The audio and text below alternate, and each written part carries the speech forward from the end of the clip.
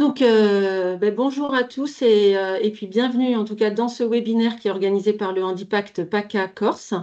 Comme vous l'avez vu, on va animer tous les trois, donc moi, Cécile, François et Anaïs, ce webinaire. Je vous remercie en tout cas pour votre présence et puis l'intérêt que vous portez à ce sujet. Ce webinaire, il va porter sur la démarche de RQTH et plus particulièrement sur un outil qui va inviter les agents à se poser un petit peu certaines questions par rapport à leur situation. Donc, on va vous présenter cet outil et puis on va parler plus globalement de la démarche de RQTH. Donc, le webinaire va s'organiser en 4 temps. Tout d'abord, on va vous présenter le contexte, l'objectif notamment de cet outil et ce qui nous a amené à y travailler. On va vous présenter en détail l'outil qu'on a mis en place. On va vous présenter également des pistes de réflexion pour le déployer, pour communiquer sur cet outil. Et le dernier point, ça sera justement, on va aller plus largement sur la démarche d'accompagnement vers la RQTH. Et on aura le plaisir d'accueillir Sylvie Martinez, qui est référente handicap à la ville de Pélissane et qui partagera son témoignage sur sa mission en tant que référente handicap, puisqu'elle fait elle-même de l'accompagnement des agents de la ville de Pélissane vers la RQTH. Donc ça, on abordera ça dans un dernier temps. Juste par rapport aux questions, vous verrez, il y a quelques temps sur lesquels on va vous solliciter où vous pourrez vous exprimer ou poser des questions. Si en parallèle de ça, vous avez parfois des questions qui vous viennent à l'esprit, n'hésitez pas à utiliser le chat et on utilisera ces temps pour répondre à vos questionnements. Je vous propose qu'on démarre par rapport au contexte et aux objectifs. Donc, tout d'abord, la démarche de RQTH, en fait, on l'a reposée véritablement en 3 temps.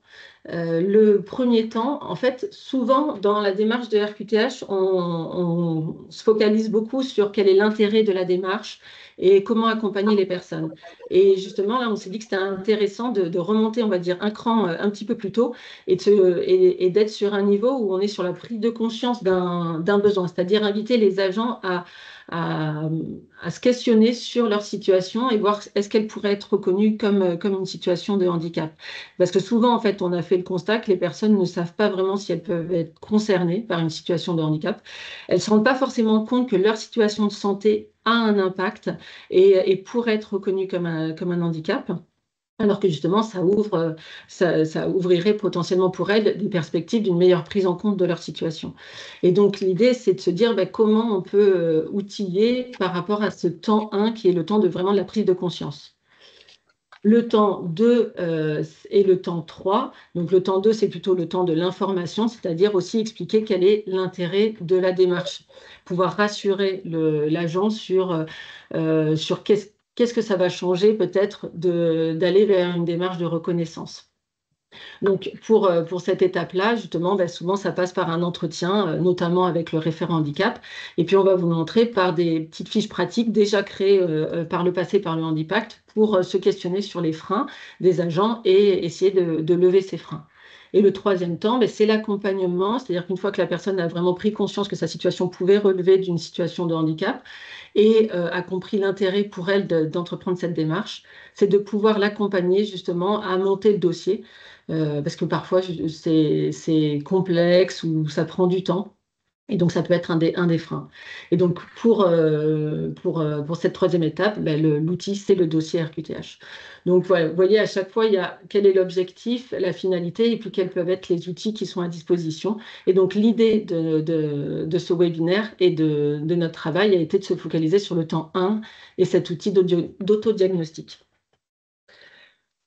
Pour travailler là-dessus, on s'est appuyé sur 2 temps qui ont été organisés en septembre et en novembre en PACA et en Corse.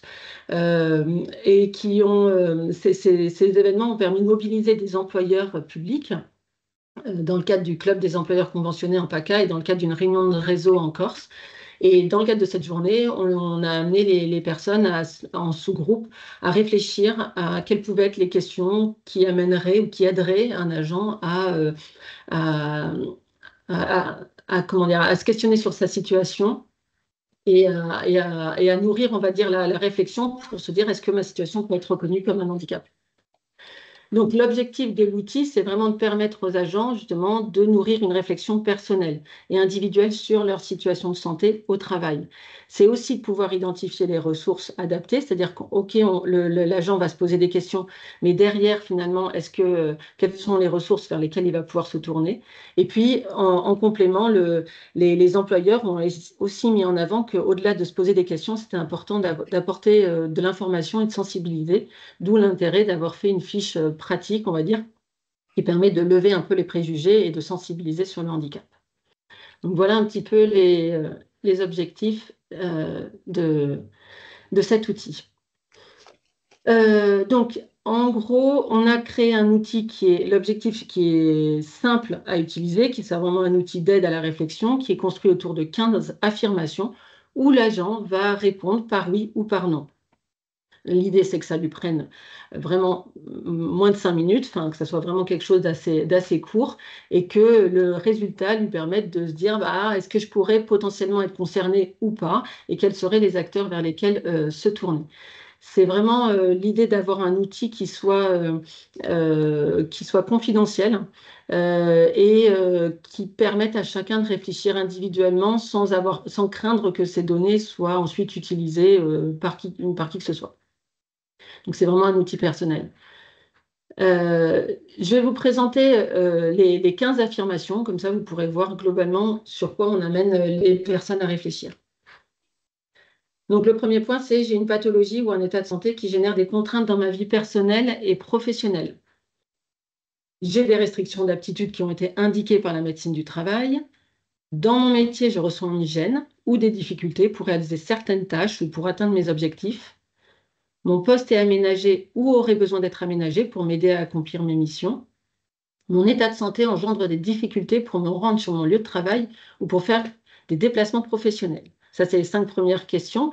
Donc, vous voyez, à chaque fois, c'est une affirmation et la personne devra systématiquement répondre oui ou non. Et l'idée, c'est qu'elle réponde le plus honnêtement possible pour que ça l'aide dans sa situation. Et c'est vraiment se dire, est-ce que je rencontre des difficultés du fait de mon état de santé pour travailler et pour réaliser mes missions au quotidien. Ensuite, on lui demande aussi est-ce que donc, mon état de santé a évolué, ne me permet plus de faire mes tâches comme avant. Donc, il y a eu un avant, un après, une évolution de la situation qui met en difficulté sur le poste de travail. Je prends un traitement médicamenteux qui impacte mes capacités de travail et ma vie professionnelle. J'ai besoin ou j'aurais eu besoin d'adaptation pour passer des concours, examens ou tests de recrutement du fait des contraintes que je rencontre, qui sont liées à une situation de santé ou des troubles cognitifs. Et j'ai bénéficié d'aménagements spécifiques pour suivre ma scolarité, du fait de ma situation de santé ou de troubles cognitifs. C'est la question 8 et 9, on est vraiment sur des besoins d'aménagement, notamment par rapport à la formation et la scolarisation. Et mon état de santé entraîne des retards, des absences ponctuelles ou la pause régulière de congés pour des rendez-vous médicaux. Donc, en fait, c'est que là aussi, c'est que finalement, parfois, on n'en porte pas forcément conscience, mais on a beaucoup de suivis médicaux et ça impacte le quotidien puisque ça impacte le travail puisque ça génère des absences ou des retards, etc. Et les 5 dernières questions sont sur j'ai connu des arrêts de travail de longue durée. Donc là, on est plutôt sur est-ce que du fait de l'état de santé, la personne a été absente pendant plus de 3 mois? J'ai été déclarée inapte à mon poste de travail puisque l'inaptitude est un on va dire des statuts qui permet d'être bénéficiaire de la loi dans la fonction publique et qui effectivement montre bien qu'il y a une difficulté à tenir le poste. On a évoqué au tout début, vous savez, les restrictions d'aptitude. Là, on est véritablement sur l'inaptitude. J'ai eu recours à un temps partiel thérapeutique où je ressens actuellement le besoin de réduire mon temps de travail. Donc, pour des agents, effectivement, qui auraient déjà eu des temps partiels thérapeutiques où vraiment, là, la situation de santé va impacter la capacité à travailler sur un plein temps. Et les 2 dernières questions, c'est un professionnel de santé ou une personne de mon entourage m'a déjà parlé ou recommandé de faire la démarche de RQTH et je dispose d'une pension d'invalidité, d'une allocation adulte handicapé ou d'une rente liée à un accident du travail. Les 2 dernières questions, elles sont assez engageantes dans le sens où effectivement, ça veut dire qu'une personne leur a déjà parlé de ce sujet-là.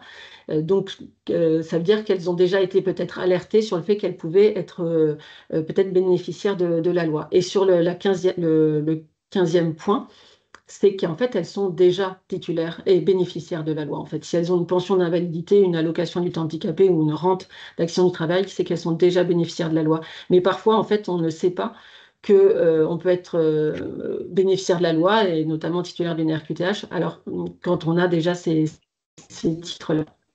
Donc, un point aussi de précision, c'est que chacune des questions, on les a pondérées d'un coefficient plus ou moins important. Voilà.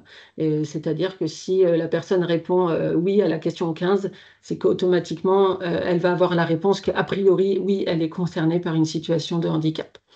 Sinon, globalement, il faut quand même plutôt avoir répondu au moins oui à 3 questions pour que le résultat ressorte comme le fait que la personne est concernée par une situation de handicap. Donc voilà, par rapport aux 15 affirmations, on va dire, qui apparaissent euh, dans l'outil et sur lesquelles les personnes vont être invitées à se questionner. Donc, n'hésitez pas, hein, si vous avez des questions, à les poser dans le chat. Et puis, de toute façon, on aura un temps aussi pour échanger ou pour recueillir vos remarques. Et cet outil, on va le proposer, donc à ce stade, en tout cas, on y a réfléchi sur 2 formats. Le premier format, c'est un format via une plateforme en ligne qui serait donc hébergée par Avisea, mais dont le site serait accessible sur le site du FIP, hein. L'intérêt, c'est qu'effectivement, on est dans cette logique où on ne collecte pas de données, c'est-à-dire que la personne irait directement sur une plateforme, elle répond à des questions, il n'y a aucun enregistrement de données. C'est plutôt simple d'utilisation et surtout, ça peut être utilisé via des téléphones, des tablettes ou des ordinateurs. Et puis, c'est aujourd'hui assez moderne et interactif parce que c'est plus facile d'accès. Toutefois, c'est vrai que si les personnes l'utilisent via leur poste de travail dans la fonction publique, parfois ça peut être bloqué. Euh, donc ça peut être le biais. Si elles l'utilisent à titre personnel avec leur propre ordinateur, il n'y a pas de souci. La plupart des employeurs publics, il ne va pas y avoir de souci non plus, mais parfois, voilà, c'est le risque, ça peut être bloqué. Et l'autre format, ça serait plutôt de passer par un format Excel. Donc le format Excel, Bonjour. on va vous montrer aussi à quoi ça ressemble. Pareil, hein, la personne télécharge le tableau Excel. Après, elle le garde, elle n'a aucune obligation à le transmettre à qui que ce soit. Donc là, c'est facile, c'est Oui. accepté par toutes les Attendez, organisations, vous pouvez me rappeler, mais je peux vous rappeler un peu, je suis en- ça va être juste un tout petit peu plus compliqué, notamment pour les agents de terrain, sur certaines fonctions où les personnes n'ont pas d'ordinateur professionnel. Donc, elles pourront l'utiliser, par exemple, à domicile avec leur ordinateur personnel en allant sur le lien du FIP. Mais voilà, il peut y avoir peut-être cette limite par rapport au fait de toucher les agents qui n'ont pas d'ordinateur dans leur fonction.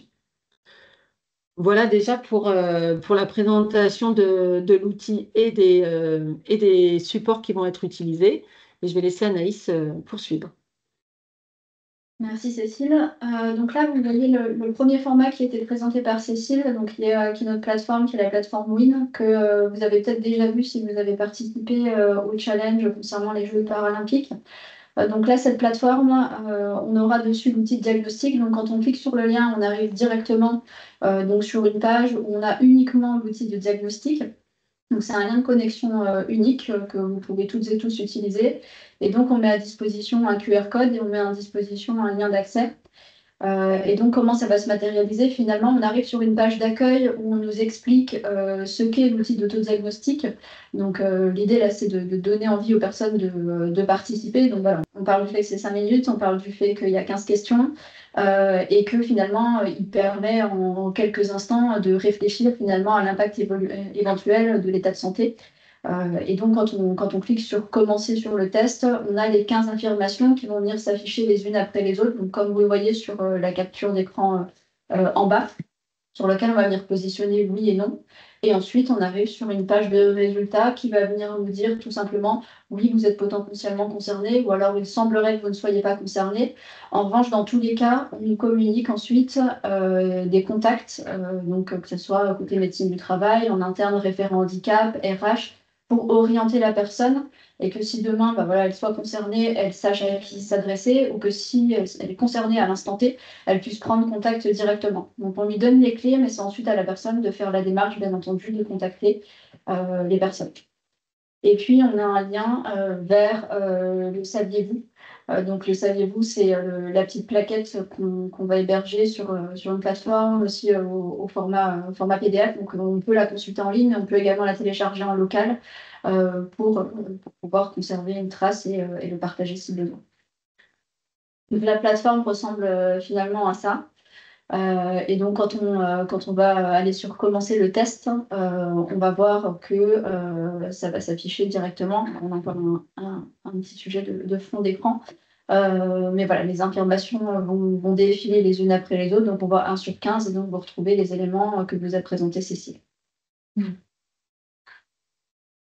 Et donc, effectivement, l'idée, c'était de se dire, si tout le monde ne peut pas avoir accès à cette plateforme directement, on met aussi en parallèle un tableau Excel, alors qui était quand même marketing, mise en page pour que ça donne tout de même envie de répondre aux questions. Et donc, de la même manière qu'on a plusieurs pages sur l'outil Win, on va avoir plusieurs outils sur ce fichier Excel avec un onglet de présentation, un onglet avec les questions et puis une page de résultats.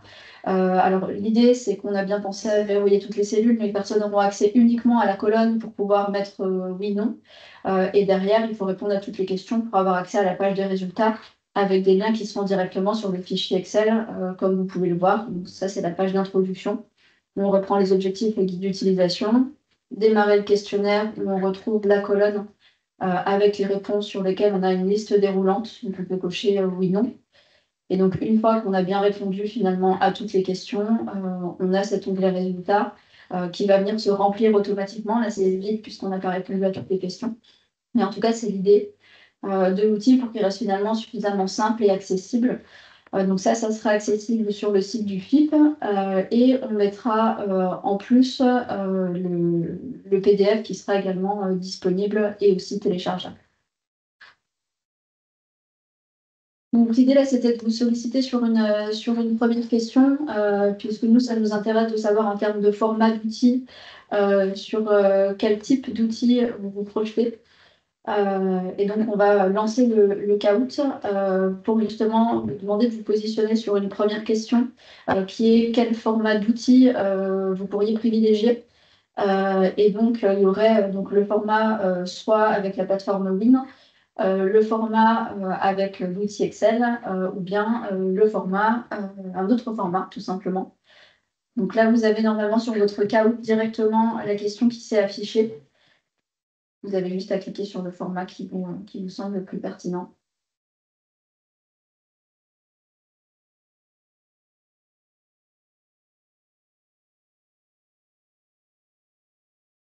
Donc, la plateforme digitalisée semble le plus correspondre. Alors, idéalement, effectivement, c'est ce qui est le plus simple à déployer. Et l'idée, c'est que vous puissiez vous le tester en interne pour voir si c'est bien utilisable par vos agents.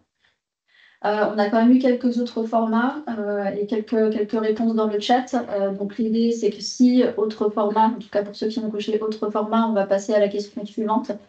Et vous pouvez indiquer du coup en question verte quel type d'outils, quel type d'autres formats vous pourriez imaginer. D'ailleurs, si vous aviez coché plateforme ou autre, vous pouvez quand même vous prononcer sur cette question.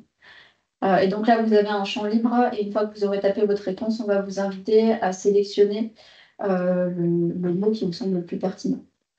Vous pouvez même dans la réponse en proposer plusieurs. Par contre, vous pouvez cliquer qu'une seule fois sur envoyer. Donc, si vous avez plusieurs idées, remplissez bien et mettez toutes vos idées et ensuite cliquez sur envoyer.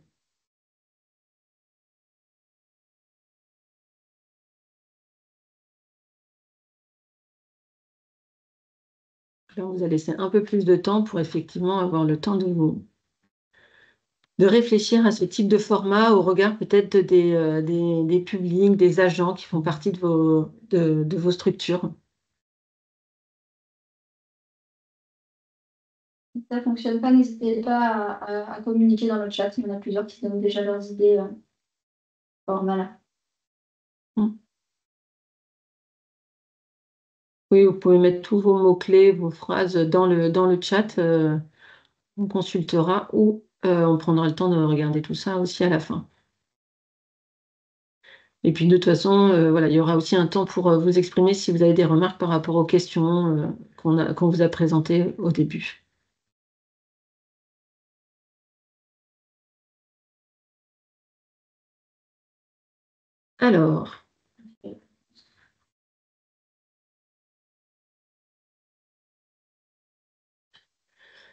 Alors, ce qui ressort, téléphone, forme, Doodle, Excel, PDF modifiable sur la colonne oui, non.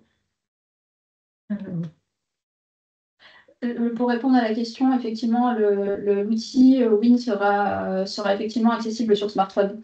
Donc, vous pourrez utiliser PC, tablette, smartphone, ça fonctionnera. Et il y aura un QR code, effectivement, quelqu'un qui a déjà anticipé les modalités de communication, il y aura également un QR code. Alors, pour tout ce qui est Forms et Doodle, on y a pensé à utiliser un questionnaire type Form ou Doodle, sauf que le problème, c'est quand on va sur ce type d'outil, les réponses sont enregistrées. Elles sont forcément sauvegardées quelque part en Europe, aux États-Unis. Enfin, bref, il y a un peu un sujet d'enregistrement des données qui peut ne pas rassurer complètement les personnes. Et puis, de notre côté, forcément, ça voudrait dire que, comme c'est nous qui hébergerions aussi ce document, c'est-à-dire que nous, forcément, on aurait toutes les réponses des personnes. Donc, c'est pour ça que pour des soucis de confidentialité, ce n'est pas un outil qu'on a utilisé. Pour les autres, donc Excel, c'est déjà le cas. Donc les PDF qui seraient diffusés via l'intranet, alors ça, on est sur les outils les moyens de communication, un flyer de sensibilisation avec questions. Donc ça, c'est les moyens de communication. Donc comment cet outil va être mis en visibilité. Donc ça, on va en parler après. Et après, il y a le Dans le chat, papier. Oui, pardon, vas-y Cécile, François. dans le chat, il y a aussi une sensibilisation, Monsieur Giberti qui dit qu'il faut sensibilisation auprès des agents pour accompagner le questionnaire ou pour... il y a- voilà. Alors ce Il y a questionnaire, effectivement, c'est une bonne visio remarque. et Ce questionnaire, accompagnement physique aussi. oui.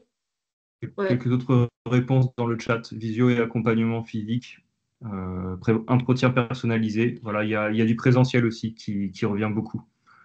Ok. Effectivement, c'est très pertinent, c'est-à-dire que ce questionnaire, il peut être rempli en individuel par la personne de façon complètement autonome, mais ça peut être aussi un outil d'échange dans le cadre d'un entretien avec le référent handicap, voilà, pour le remplir avec lui ou pour le guider, enfin voilà, ou pour pour réfléchir ensemble à sa situation. Donc effectivement, ça peut être complètement utilisé, que ce soit sur la plateforme ou sous Excel donc dans le cadre d'un entretien.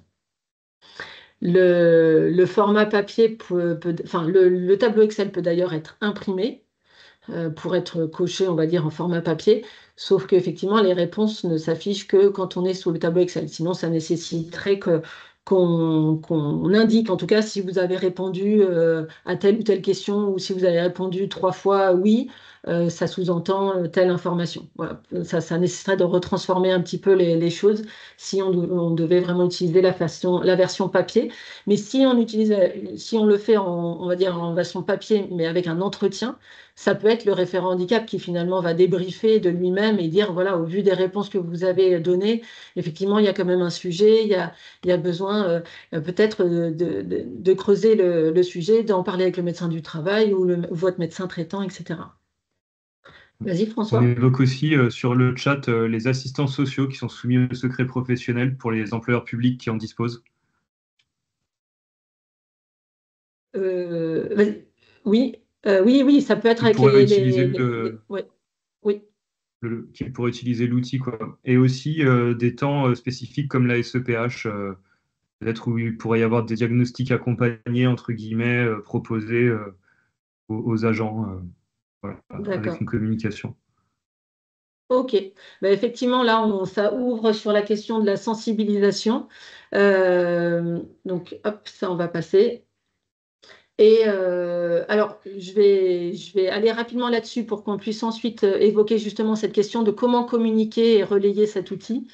Donc là, parce qu'on l'a déjà présenté, donc les résultats, globalement, ça va dire est-ce que la personne n'est a priori pas concernée, est-ce qu'elle pourrait être concernée ou est-ce qu'elle est a priori concernée par la situation. Donc en gros, il y a 3 niveaux à peu près de réponse.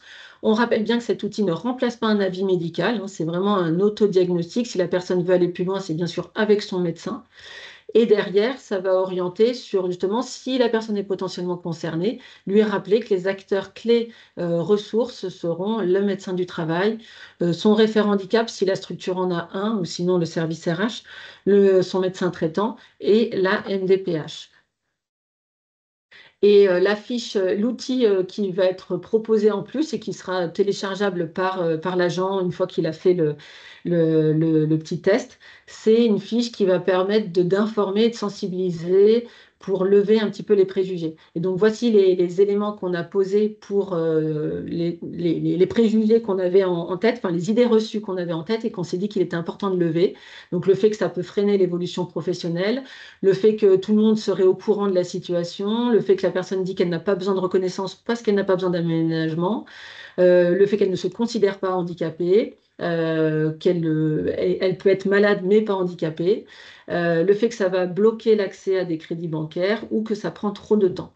Donc en fait, on a posé ces différentes idées reçues et on a essayé d'apporter des éléments de réponse pour lever ces freins. Et en plus, on a apporté quelques chiffres clés et informations sur les titres de bénéficiaires. Et donc, vous voyez là, c'est le format que va prendre ces fiches. En fait, c'est une fiche qui sera téléchargeable et qui a 3 pages. Alors, juste une question par rapport à ça, et puis on ira après sur la communication. Je vais vous remettre le caout. C'est que, alors on est passé un petit peu rapidement là sur les préjugés, ce qu'on a déjà mis dans la fiche, mais l'idée c'est de se dire quels sont les autres préjugés ou les freins auxquels vous êtes confrontés et que remontent les agents et qui pourraient être importants d'intégrer à ce support. Encore une fois, si vous identifiez plusieurs freins, mettez-les tous dans la même saisie, puisque vous pouvez envoyer vos réponses uniquement une fois. Et sinon, utilisez le chat si vous pensez à autre chose.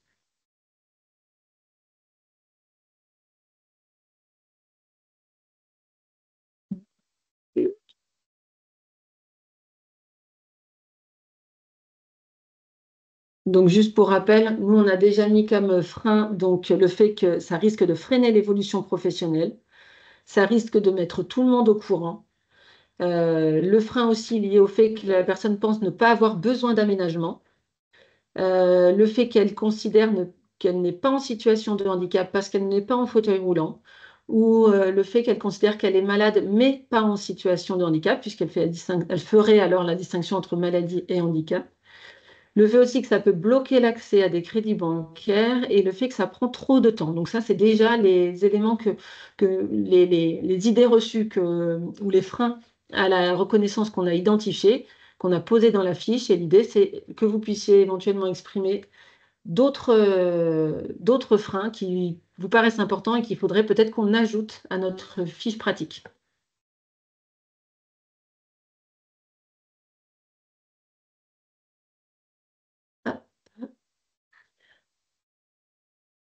Alors, donc, on va me licencier, donc blocage pour l'évolution professionnelle. Donc, je ne suis pas handicapée car il s'agit d'un handicap cognitif non accepté. Donc, c'est-à-dire que le handicap cognitif est peu identifié comme un handicap, peut-être. Frais engendrés par les services. Ah oui, les prêts bancaires, ok. Les crédits limités, ça on l'a dit. Donc, il y a les questions d'image de soi.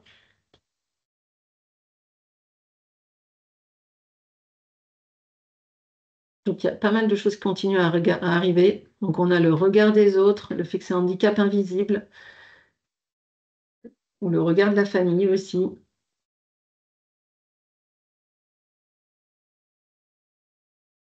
Donc, effectivement, je vois un certain nombre de choses, trop de paperasse. Donc, ça aussi, on l'a indiqué. Ce qui, je pense, qui peut être intéressant, c'est que nous, je vais me faire un. T'as enregistré? Ok. On va conserver justement toutes ces idées et également on verra s'il y a des choses ajoutées dans le chat pour qu'on prenne le temps peut-être de les regarder et de voir comment on peut alimenter la fiche pratique et s'il y a des éléments qu'il faut qu'on rajoute. Et je vois qu'il y a effectivement dans le chat, ça ne sert à rien. Je pense que c'est effectivement la RQTH ne sert à rien, donc il y a un peu ce frein-là de ne pas comprendre l'intérêt de la RQTH. François, tu as un commentaire? Oui, c'était pour préciser, comme on en avait échangé un peu en amont, que dans le cadre du Handipact Corse et d'un groupe de travail collaboratif comme celui qui a donné naissance à cet outil, il y a eu une réflexion des employeurs sur justement tous les freins rencontrés euh, et régulièrement énoncés par les agents pour la reconnaissance. Et on a mis tout ça dans un petit outil de fiche pratique, comme les que sais-je. On appelait ça les petits conseils parce que la marque est déposée pour les que sais-je. Et en fait, à chaque frein, il y a un argumentaire. Donc, on pourra peut-être faire dialoguer ces deux outils aussi et vous mettre à disposition celui qui a déjà été fait en Corse, sachant qu'il est un peu plus large parce qu'il y avait aussi les freins des encadrants que les encadrants peuvent exprimer quand on veut leur montrer, enfin, intégrer une personne en situation de handicap. Voilà. Mais je pense qu'il y a déjà aussi un certain nombre de freins là, qui sont exprimés dans le chat où il y a un argumentaire qui est à disposition, avec, qui s'appuie sur les interventions du FIP aussi, le cas échéant. Enfin, voilà. Merci beaucoup. On va donc conserver toutes ces propositions et toutes ces idées par rapport aux préjugés et aux freins, histoire de pouvoir continuer à alimenter cette fiche pratique. Ce que je vous propose, c'est qu'on échange sur le déploiement et la communication, donc pour justement comment relayer cet outil aux agents, puisque c'est eux finalement vraiment les destinataires finaux de cet outil. Et l'idée, c'est que ça soit largement utilisé. Donc sur le déploiement, finalement, il va y avoir un format qu'on va vous mettre à disposition. Donc l'idée, c'est que à vous de vous en emparer et d'adapter par rapport à votre organisation. Donc il va y avoir un emailing, un article sur lequel vous allez retrouver les liens d'accès à la plateforme numérique ou à l'outil Excel et du coup le renvoi sur le site du FIP. On va vous mettre également à disposition une affiche avec QR code. Donc l'idée, c'est de l'afficher bien entendu dans les lieux stratégiques, donc panneaux d'information, salle de pause, médecine, travail, etc. Mais l'idée, c'est aussi que vous puissiez vous emparer de l'outil et le mettre en visibilité lors d'événements pertinents. Par exemple, si pendant la SEPH, vous faites une conférence sur la démarche de reconnaissance, sur une situation de handicap en particulier ou quelque chose, vous pouvez totalement en reparler à ce moment-là, le remettre en visibilité, ou alors même avoir des tablettes sur site pour accompagner, pour faire les autodiags. Vous pouvez, si vous avez une présentation des référents handicap, mettre en lien avec les assistantes sociales. En tout cas, voilà, il faut finalement l'adapter pour qu'en interne, il puisse être diffusé de manière pertinente et qu'il s'adapte à votre format à vous et à ce que vous allez mettre en place. Comme tout outil, il faut le remettre en visibilité pour qu'il soit utilisé régulièrement. Donc voilà, il ne faut pas hésiter à le remettre à chaque fois que vous faites un événement sur ce sujet. Et ce qu'on vous donnera également, c'est finalement dans ce kit de communication un petit peu les messages clés pour expliquer l'intérêt de l'outil avec des mots qui sont vraiment finalement assez simples, qui sont compréhensibles par tous et qui pourraient permettre d'attirer. Donc le fait que ça soit simple, on insiste sur le fait du moins de 5 minutes, ça prend très peu de temps. C'est anonyme, donc on ne collecte pas de données, on ne demande pas de coordonnées, on a les résultats à la fin. On peut le refaire plusieurs fois si on le souhaite d'ailleurs, on n'en a pas parlé, mais c'est pas parce qu'on le fait à un instant T et qu'on n'est pas concerné qu'on ne le sera pas dans un an ou dans 2 ans. Donc on peut le refaire autant de fois qu'on le souhaite, étant donné qu'on ne collecte pas de données. L'outil d'aide pour faire le point sur sa situation de santé, les impacts éventuels sur le travail. On n'a volontairement pas utilisé directement le mot handicap dans le titre de l'outil et dans la manière de le mettre en visibilité.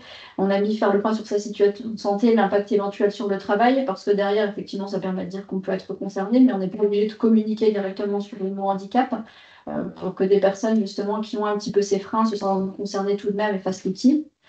Démarche personnelle pour cheminer, aider à la réflexion et outils consultables en toute autonomie. Si on nous en parle à un moment donné sur un événement et que voilà, on n'a pas trop envie de le faire, on n'a pas trop envie d'en parler, on peut totalement l'utiliser a posteriori.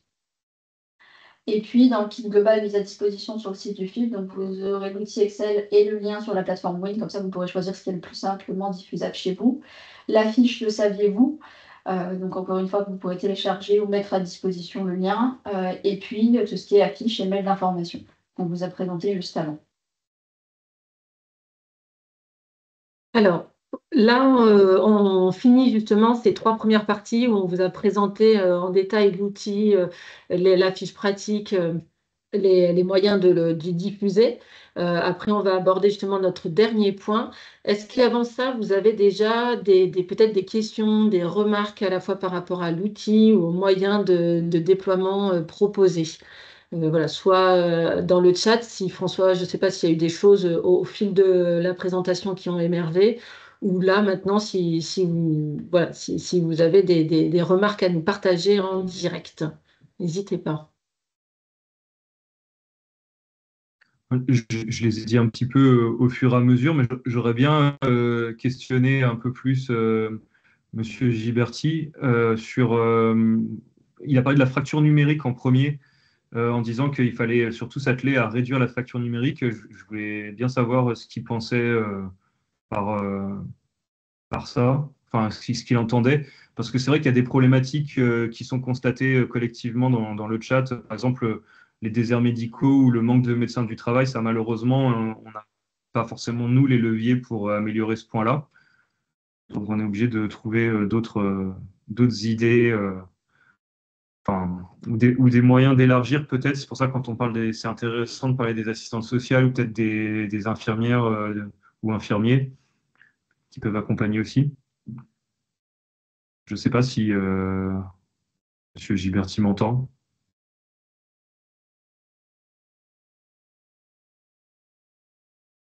Non, pas forcément. Bon. Bon. Alors, après, si jamais le temps de digérer l'information enfin, pour l'instant, l'outil pour information n'est pas encore sur le site du FIP. Puisque l'idée, c'était déjà vous le présenter, voir si éventuellement il y a encore des modifications ou ajustements à faire. Donc, bien sûr, on vous enverra un mail pour vous dire à quel moment vous pouvez aller sur le site du FIP et à quel endroit sur le site du FIP vous pouvez y accéder.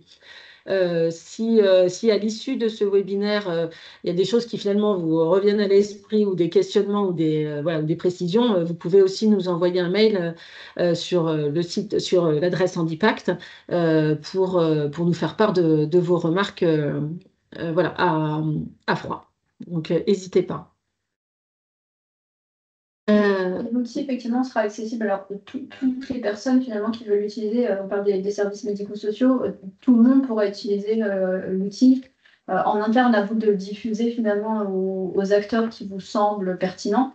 Et il n'y a pas de restriction sur l'utilisation de cet outil. Oui, en fait, étant construit par le Handipact, c'est un outil financé par le FIP à disposition des employeurs publics. Donc, pour notre dernière partie de ce webinaire, donc là, je reviens sur effectivement ces 3 temps qu'on a évoqués au début sur la démarche de RQTH. Donc, on vient de détailler la partie questionnement et là, on va aller un petit peu sur la partie information accompagnement. Donc, une fois que effectivement la personne a pris conscience ou a cheminé dans sa réflexion par rapport à sa situation de santé, elle peut encore aussi avoir des questionnements par rapport à l'intérêt de la démarche. Elle peut avoir besoin d'être rassurée. Là aussi, ça passe beaucoup par des échanges avec notamment le référent handicap, mais aussi assistant social, médecin du travail. Et ensuite sur l'accompagnement à la démarche du dossier. Alors, juste 2 points déjà. Donc, effectivement, sur le rôle et la posture du référent handicap, c'est vrai que sur ces étapes-là, sur les étapes 2 et 3, le rôle super important du référent handicap, ça va être effectivement de rassurer, d'informer et de sensibiliser. Et pour ça, d'avoir bien en tête quels peuvent être les freins des agents sur le sujet et puis de pouvoir expliquer aussi quels sont les dispositifs, les droits, les aménagements, la prise en compte, etc., qui va être fait de la situation de la personne sur son poste de travail. Pour ça, alors c'est vrai que donc François a évoqué tout à l'heure les petits conseils du Handipact Corse fait il y a quelques années qui informent sur ou sensibilisent sur les freins éventuels. Et il y avait également ressources disponibles qui sont déjà présentes sur le FIP puisqu'elles ont été créées par le Handipact PACA en 2018 et 2019. Donc c'est pour ça que vous voyez que la charte graphique n'est plus la même, mais le contenu est toujours d'actualité. Et ce sont des fiches effectivement dont on a mis les liens qui existent, qui ont été créées, et donc autant les continuer à les faire vivre, et qui peuvent vous aider dans votre rôle de référent handicap. Donc ça, c'est un premier point. Et le deuxième point, c'est effectivement l'accompagnement vers la démarche de RQTH. Alors ça, on va dire, ça fait souvent partie du rôle du référent handicap, mais c'est pas forcément obligatoire. Enfin, ça dépend aussi des missions du référent handicap, et pour ça, voir comment elles ont été définies au sein de votre structure. Mais effectivement, dans certains cas, il y a cet accompagnement pour les aider au remplissage du dossier, pour les aider dans les différentes étapes du montage du dossier. Et donc, ça nécessite forcément de connaître un peu cette démarche, de connaître les différents documents, de comprendre l'approche à avoir et d'être aussi un petit peu attentif, on va dire, à la posture que ça va nécessiter par rapport aux informations que vous allez recueillir. Et donc, sur ce point, on avait juste une dernière question du CAOUT qu'on va vous proposer. Donc, je vais refaire basculer le CAOUT de mon côté. Hop. Et donc là, c'est juste pour partager ensemble et que vous puissiez mettre en un mot-clé quels sont, alors ça sera un mot, même si là on demande quelles sont les postures ou les qualités qui sont importantes pour accompagner une personne dans sa démarche de demande de RQTH, c'est-à-dire quels sont pour vous le ou les points clés qu'il faut vraiment avoir à l'esprit quand on accompagne une personne dans cette démarche-là, pour vous en tant que référent handicap. Donc là, en l'occurrence, vous pouvez mettre un seul mot. Donc, on va voir apparaître un nuage de mots selon vos différents retours. En fait, ça va faire un petit peu apparaître ce qui est voilà, la posture importante pour un référent handicap dans cette démarche-là.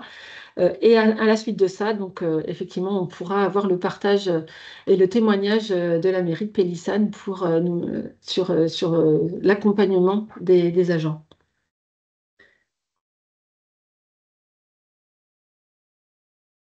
Donc voilà, on voit apparaître les différents mots. Donc en général, plus ils sont gros, plus ils ont été cités, on va dire. Donc effectivement, on voit l'écoute qui ressort, d'ailleurs, qui n'a pas forcément été toujours écrit de la même manière. C'est pour ça qu'il ressort 3 fois, mais sinon il aurait été encore plus gros. L'écoute, c'est vraiment un point très important. L'empathie, la bienveillance, le non-jugement, le côté humain. Donc ça, c'est effectivement très important. Alors disposer de temps, effectivement, parce que ça nécessite du temps. On va le voir aussi de pouvoir accompagner les agents et c'est malheureusement ce qui peut manquer. Et le mot discrétion apparaît aussi, qui en tout cas pour moi fait penser aussi à un mot qui est très important, qui ne ressort pas là, mais qui est vraiment plus que primordial, mais vous le connaissez aussi, c'est la confidentialité. Puisqu'effectivement, en remplissant ces dossiers, on est amené à avoir parfois plus d'informations sur vraiment la situation de santé de l'agent.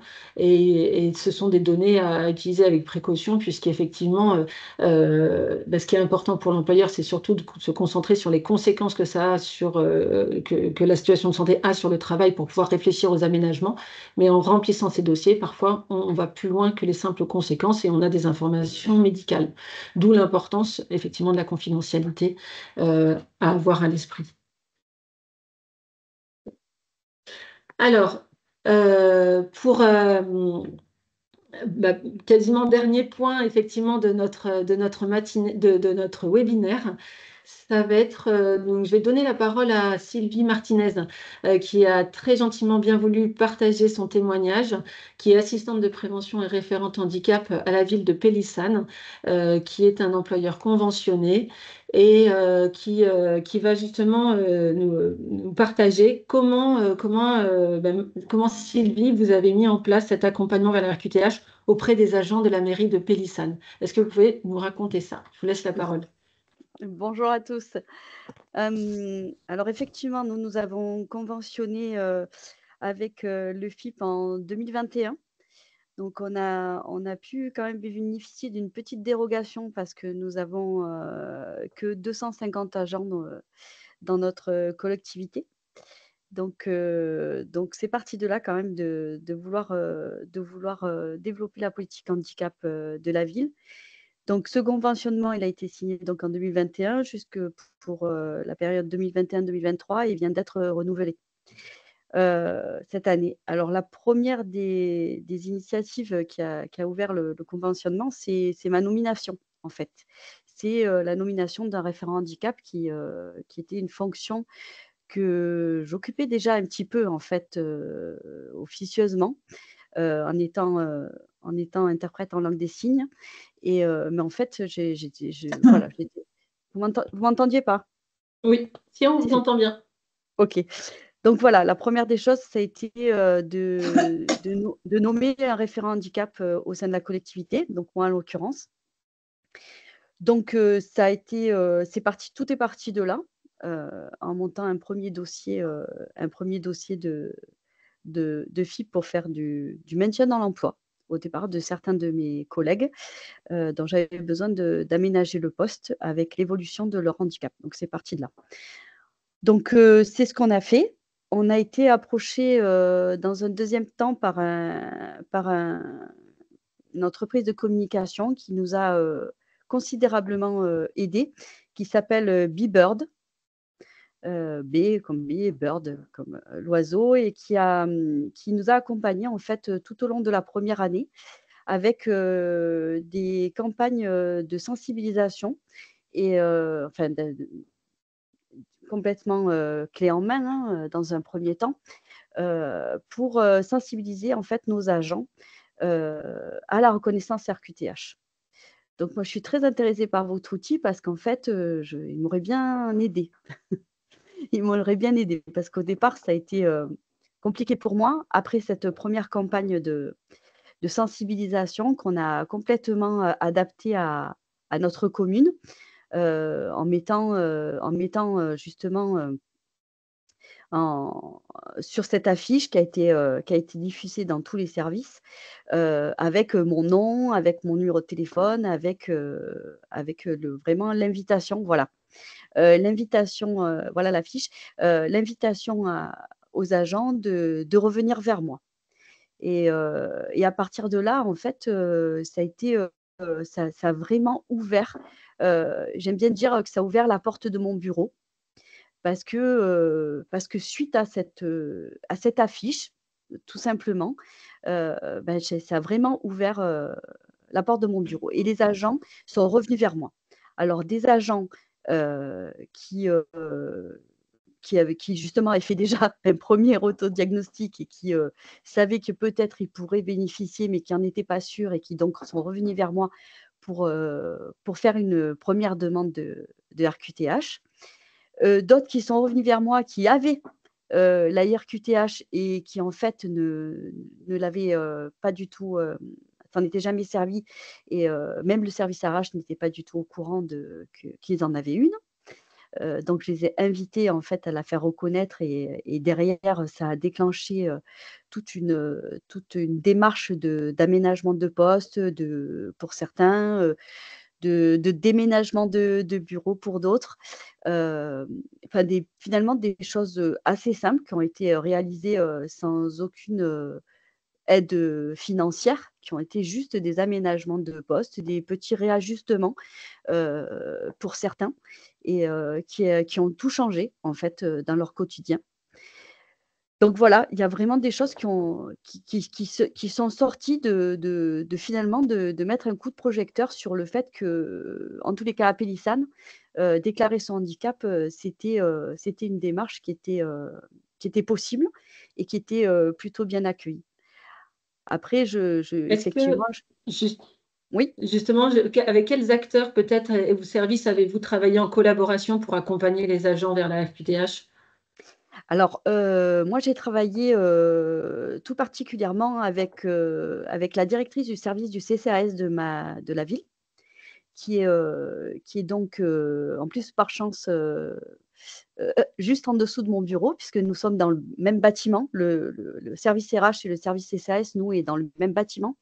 Donc, au rez-de-chaussée, j'ai la chance d'avoir le CCAS. Donc, c'est vrai qu'on était proches, voilà, au niveau proximité. Mais en plus, elle a, elle a tenu en fait à participer à la démarche. Quand j'ai lancé la démarche et que j'ai fait la campagne d'affichage dans tous les services, ça a été la première à revenir vers moi et à me dire, bah, écoute, moi, je veux participer avec toi à cette campagne. Et puis, et du coup, on travaille en étroite collaboration avec le service CCAS, certains chargés de mission. Nous n'avons pas d'assistante sociale propre à la collectivité. On participe, enfin, du coup, on est en partenariat avec une ville qui est juste à côté de chez nous, qui s'appelle Salon de Provence et qui est une ville plus importante. Et du coup, on fait partie de l'aglopole. Mais donc des permanences une fois toutes les 2 semaines, si mes souvenirs sont bons. Nous avons des permanences d'assistants sociaux qui viennent sur place, ici au CCAS, rencontrer les personnes qui en ont besoin. Donc ça a été ma première collaboratrice, on va dire, vraiment étroite. Et la deuxième chose, c'est que parmi le conseil municipal, parmi le conseil municipal, nous avons une élue qui a elle-même une association d'aide aux personnes en situation de handicap. Donc elle aussi, est un travailleur social elle-même, et elle travaille aussi à la MDPH, dans une des MDPH pas très loin de la ville, a aussi participé à cette démarche et a aidé certains agents à remplir le dossier. Donc moi, je faisais déjà une première partie et puis, en fait, quand j'avais besoin, je retournais vers la directrice du CCAS qui, aussi, nous donnait des conseils et faisait les ajustements, dont elle avait besoin et pour certains, agents aussi, qui le faisaient mais qui avaient vraiment des difficultés à remplir et cetera, j'ai pu être aidée aussi par l'association, par une des associations de la ville, qui en plus est présidée par mon élu. Voilà. Très bien. Et je me rappelle, vous m'aviez dit aussi qu'il y avait le médecin du travail qui était beaucoup dans la boucle parce que vous étiez Ah en oui, étroite collaboration avec lui aussi, hein. tout à fait.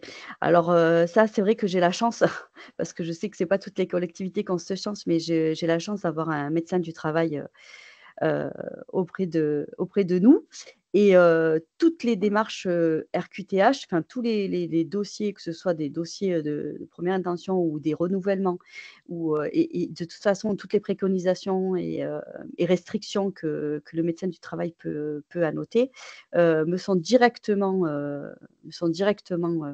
in indiquées et moi aussi, chaque fois que je travaille sur, une reconnaissance ou, une personne qui a besoin de maintien dans l'emploi ou d'aménagement de poste et cetera, je déclenche en fait une visite avec le médecin du travail parce que nous avons le médecin du travail dans nos murs une fois par mois. D'accord. Donc ce qui appuie à chaque fois, mes démarches. Ouais. Donc, en fait, vous travaillez effectivement pas seul sur des accompagnements avec l'appui du CCAS, avec l'appui de l'association de l'élu, avec le médecin du travail, mais il y Oui, a véritablement un temps dédié pour accompagner et aider les agents dans le remplissage des dossiers RQTH, hein. C'est c'est bien ça. ça, c'est ça.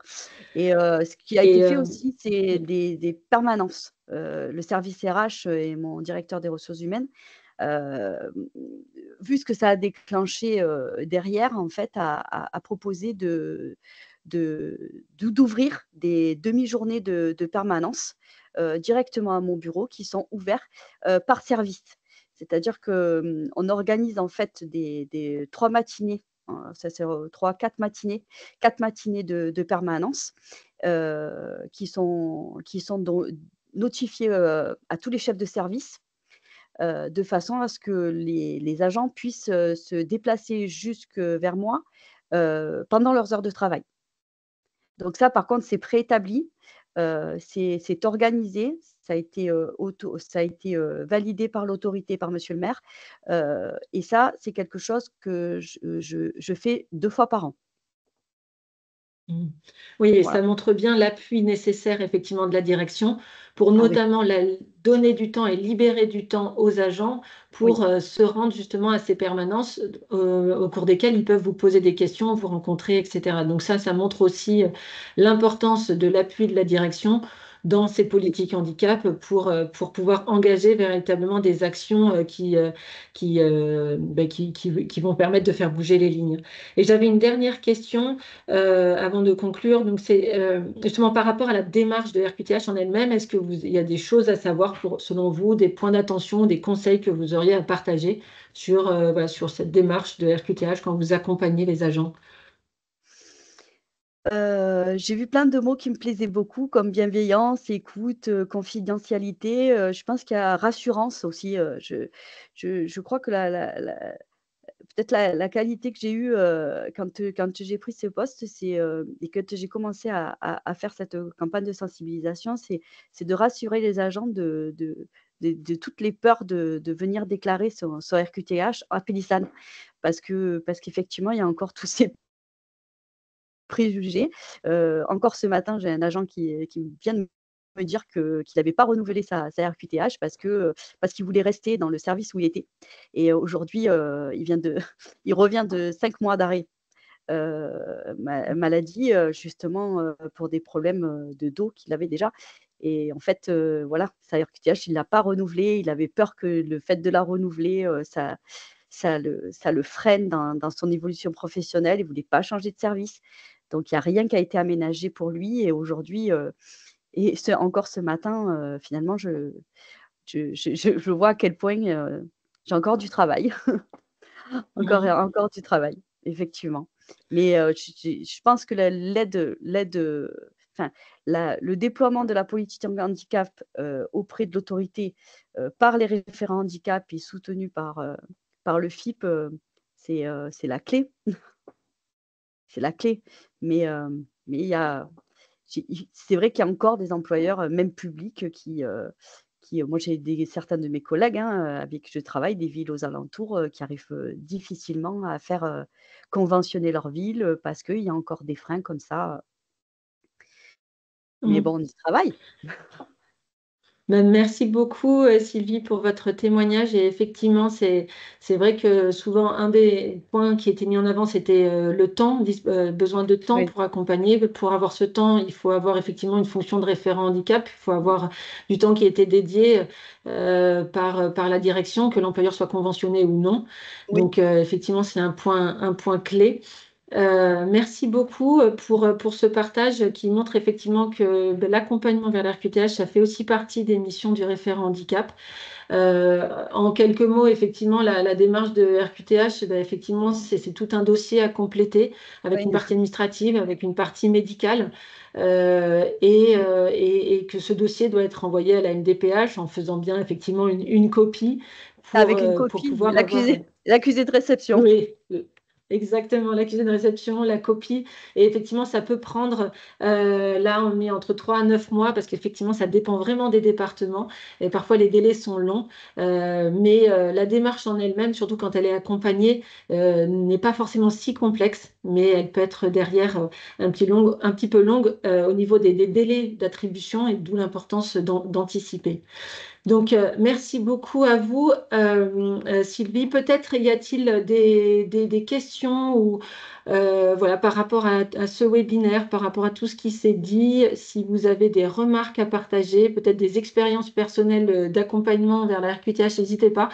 Je suis désolée, on a débordé un petit peu, mais en tout cas, si certains veulent rester pour quelques questions, on peut tout à fait rester quelques minutes. Et puis, sinon, on conclura. Je vais voir s'il y a certaines questions ou remarques ou partages d'expériences. N'hésitez pas. Oui, bonjour, Sonia Liébert. Bonjour. Je suis donc référente Bonjour Sonia. Bonjour, ça va? François? François m'a accompagnée dans le conventionnement FIP, voilà. Au centre hospitalier de Carpentras, donc on est dans la fin de notre 2e année de conventionnement. Donc, c'est un métier passionnant hein, que j'ai découvert il y a 2 ans. Merci pour tout déjà ce webinaire, ces partages, Madame Martinez. Voilà. Je voulais juste aussi insister vraiment sur la sensibilisation auprès des cadres. Enfin, voilà, moi, j'ai des cadres de santé principalement, mais c'est vrai que le handicap fait encore peur et que du coup, le fait aussi de pouvoir vraiment insister auprès des cadres et de les sensibiliser, leur enlever leurs craintes, leurs peurs, leurs limites, ça aide beaucoup à accompagner les agents. Pour donner une idée, quand je suis arrivée, on n'avait pas les 6% de personnes en situation de handicap. En 2 BOE, on était à 19 personnes sur 650 agents. Et là, en 1 an et demi, on est passé à 39 agents qui se sont, du coup, 20 agents de plus, recrutement, et surtout des gens qui, par le travail des cadres et la confiance instaurée, ont pu se libérer à ce niveau-là et être accompagnés dans leur aménagement de poste et maintien dans l'emploi. Voilà. Donc, en tout cas, merci pour tous ces webinaires, tous les dossiers qu'on trouve par le biais de Handipact et du FIP, parce que ce sont des ressources inestimables. Voilà. Ah oui, effectivement. Merci beaucoup. Merci beaucoup. Et n'hésitez pas à prendre la parole si vous avez des témoignages à Là, ajouter. pour le moment, dans le chat, c'est plutôt l'heure aux adieux. Ouais. Ben oui, effectivement, on a un petit peu dépassé, j'en suis désolée, mais merci beaucoup en tout cas pour votre présence nombreuse. On espère vraiment que cet outil qu'on a créé, ben, vous puissiez maintenant le faire vivre dans vos établissements. Donc, comme dit au début, on vous tiendra de toute façon au courant quand il sera finalisé complètement. Enfin, il est quasi finalisé, mais en tout cas qu'il sera publié sur le site du FIP. Et puis après, ben, on est toujours preneur si vous avez des remarques ou ajustements qui permettraient de l'améliorer. N'hésitez pas. En tout cas, on vous souhaite tous les trois avec François et Anaïs une bonne fin d'année, de belles fêtes de fin d'année. Et puis, on aura plaisir à vous retrouver en 2025. Merci à toutes et tous. Merci beaucoup. Merci, belle fête. Au revoir. Au revoir. Merci vous aussi. Au revoir. Merci, au revoir. Merci.